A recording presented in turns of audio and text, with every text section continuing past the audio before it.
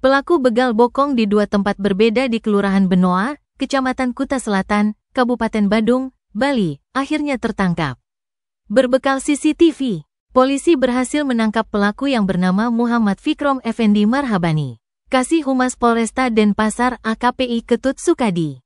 Minggu tanggal 4 Agustus tahun 2024 mengatakan pelaku ditangkap oleh unit Reskrim Polsek Kuta Selatan pada Sabtu tanggal 3 Agustus tahun 2024.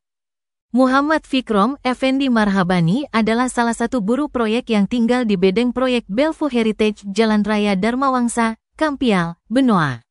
Sebelumnya, pada Kamis tanggal 1 Agustus tahun 2024, pelaku yang berasal dari Dusun Kerajaan, Desa Wongsorejo, Kecamatan Wongsorejo, Banyuwangi ini melakukan tindakan pelecehan di dua tempat dengan korban berbeda. Korban pertama berinisial AR yang merupakan anak di bawah umur yang tinggal di Kecamatan Kuta Selatan.